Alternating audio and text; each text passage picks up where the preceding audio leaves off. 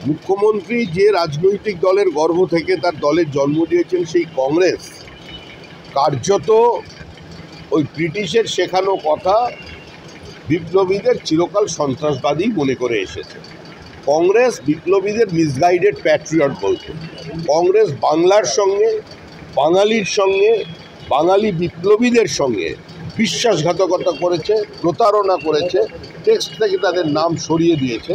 আর তারই গর্ভ থেকে জন্ম নেওয়া তৃণমূল কংগ্রেস এখন বাংলার অস্মিতার কথা বলছে। এটা কোনো আশ্চর্যজনক ঘটনা নয়, সারা রাজ্য জুড়ে একই অবস্থা চলেছে।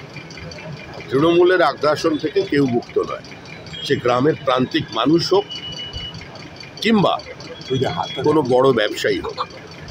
আজকে পশ্চিমবঙ্গে শিল্প সম্ভাবনাকে ধ্বংস করেছে তৃণমূল কংগ্রেস, এবং অনেক মাঝারি ব্যবসায়ী আছেন যারা পশ্চিমবঙ্গে বিনিয়োগ করতে চান, তারা আসতে পারছেন না বা তারা বিনিয়োগ করার উৎসাহ দেখাচ্ছেন না। এই কারণে বলছেন ববি হাকিম বলছেন শ্রমিক যতই চেষ্টা করুক সংখ্যালঘু ভোট পাবে না।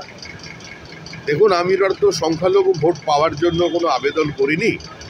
ববি হাকিমদের রাজনীতি মুসলমানকে মুসলমান বানিয়ে রাখার রাজনীতি, মুসলমানকে মনুষ্যত্বের মর্যাদা না দিয়ে তাদের ভোটার বানিয়ে রাখার রাজনীতি। আমরা বলেছি যদি মুসলিম ভাইরা আমাদের ভোট নাও দেন তাহলেও আমরা পশ্চিমবঙ্গের তৃণমূল কংগ্রেসের বিসর্জন ঘটিয়ে দেবো। কিন্তু মুসলমানদের চিন্তা করতে বলেছি এটাই, যে ববি হাকিমের মেয়েরা কোন কলেজে পড়েছে, কোন স্কুলে পড়েছে।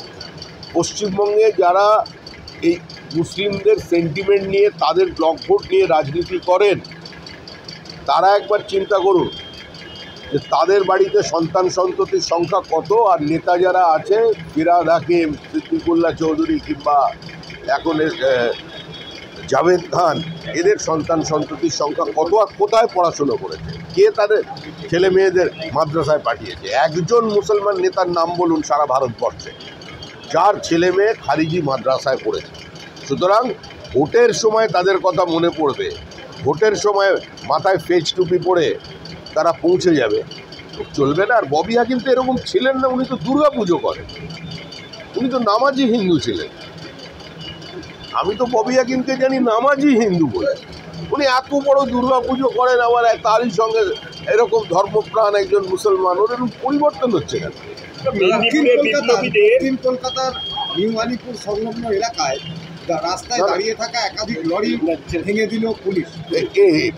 মেদিনীপুরে বিপ্লবীদের সন্ত্রাসবাদী আখ্যা, বিদ্যাসাগর বিশ্ববিদ্যালয়ের ইতিহাস পরীক্ষার প্রশ্নপত্রে মুখ্যমন্ত্রী শিক্ষামন্ত্রীকে ইমেল করেছেন। দেখুন, এটা মুখ্যমন্ত্রী যে রাজনৈতিক দলের গর্ভ থেকে তার দলের জন্ম দিয়েছেন সেই কংগ্রেস কার্যত ওই ব্রিটিশের শেখানো কথা বিপ্লবীদের চিরকাল সন্ত্রাসবাদী মনে করে এসেছে। কংগ্রেস বিপ্লবীদের মিসগাইডেড প্যাট্রিয়ট বলতো। কংগ্রেস বাংলার সঙ্গে, বাঙালির সঙ্গে, বাঙালি বিপ্লবীদের সঙ্গে বিশ্বাসঘাতকতা করেছে, প্রতারণা করেছে, টেক্সট থেকে তাদের নাম সরিয়ে দিয়েছে। আর তারই গর্ভ থেকে জন্ম নেওয়া তৃণমূল কংগ্রেস এখন বাংলার অস্মিতার কথা বলছে। এটা কোনো আশ্চর্যজনক ঘটনা নয়, সারা রাজ্য জুড়ে একই অবস্থা চলেছে। তৃণমূলের আগ্রাসন থেকে কেউ মুক্ত নয়, সে গ্রামের প্রান্তিক মানুষ হোক কিংবা কোনো বড় ব্যবসায়ী হোক। আজকে পশ্চিমবঙ্গে শিল্প সম্ভাবনাকে ধ্বংস করেছে তৃণমূল কংগ্রেস, এবং অনেক মাঝারি ব্যবসায়ী আছেন যারা পশ্চিমবঙ্গে বিনিয়োগ করতে চান, তারা আসতে পারছেন না বা তারা বিনিয়োগ করার উৎসাহ দেখাচ্ছেন না। এই কারণে বলছেন ববি হাকিম বলছেন শ্রমিক যতই চেষ্টা করুক সংখ্যালঘু ভোট পাবে না। দেখুন, আমি তো সংখ্যালঘু ভোট পাওয়ার জন্য কোনো আবেদন করিনি। ববি হাকিমদের রাজনীতি মুসলমানকে মুসলমান বানিয়ে রাখার রাজনীতি, মুসলমানকে মনুষ্যত্বের মর্যাদা না দিয়ে তাদের ভোটার বানিয়ে রাখার রাজনীতি। আমরা বলেছি যদি মুসলিম ভাইরা আমাদের ভোট নাও দেন তাহলেও আমরা পশ্চিমবঙ্গের তৃণমূল কংগ্রেসের বিসর্জন ঘটিয়ে দেবো। কিন্তু মুসলমানদের চিন্তা করতে বলেছি এটাই, যে ববি হাকিমের মেয়েরা কোন কলেজে পড়েছে, কোন স্কুলে পড়েছে। পশ্চিমবঙ্গে যারা এই মুসলিমদের সেন্টিমেন্ট নিয়ে, তাদের ব্লক ভোট নিয়ে রাজনীতি করেন, তারা একবার চিন্তা করুন যে তাদের বাড়িতে সন্তান সন্ততির সংখ্যা কত, আর নেতা যারা আছে ফিরহাদ হাকিম, সিদ্দিকুল্লাহ চৌধুরী কিংবা এখন জাভেদ খান, এদের সন্তান সন্ততির সংখ্যা কত আর কোথায় পড়াশুনো করেছে, কে তাদের ছেলে মেয়েদের মাদ্রাসায় পাঠিয়েছে? একজন মুসলমান নেতার নাম বলুন সারা ভারতবর্ষে যার ছেলে মেয়ে খারিজি মাদ্রাসায় পড়েছে।